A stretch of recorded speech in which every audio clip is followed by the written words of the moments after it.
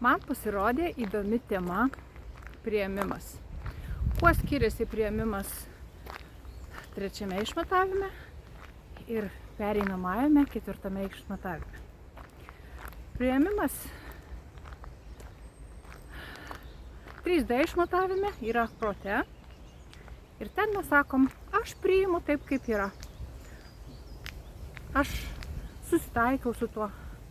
Aš tiesiog pasitraukiu, leidžiu tam būti, kaip yra. Aš čia nieko negaliu padėti, kiek jie gyvena, kaip jie nori. Ta situacija vyksta taip, kaip ten jinai išeina.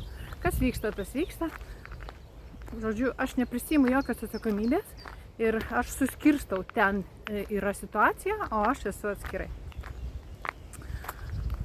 O ketvirtame išmatavime, širdies lygmenyje, mes prisiimam atsakomybę už tai, kas vyksta.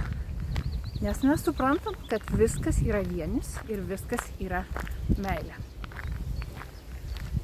Ir vat tada suvoki, kad tą situaciją pats susikūrė, pats ją myli taip, kaip yra, matai, kokiame vektoriuje yra. Ar tai stovi ant baimės vektorius, ar tai stovi ant kažkokių troškimų, meilės siekimo, gėrio siekimo kažkokios tai situacijos.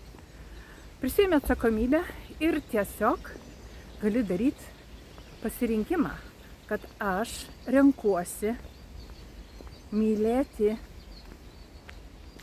tai, kas yra ten nemylima, aš renkuosi kurti kitaip, aš renkuosi kurti per meilę, aš renkuosi tą situaciją, kurią ten yra, matyti kitaip.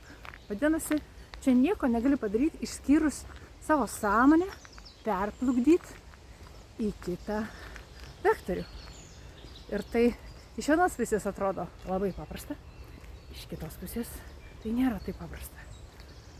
Tai reikia pakelti vibracijas tam, kad galėtum tavo sąmonę prasiplėsti ir kad galėtum suvokti tą atsakomybę ir vienį širdyje. Tai šiandien tokia trumpa mano žinutė apie tai, ką kalbėjau, apie priėmimą. Priimu viską per meilę širdyje.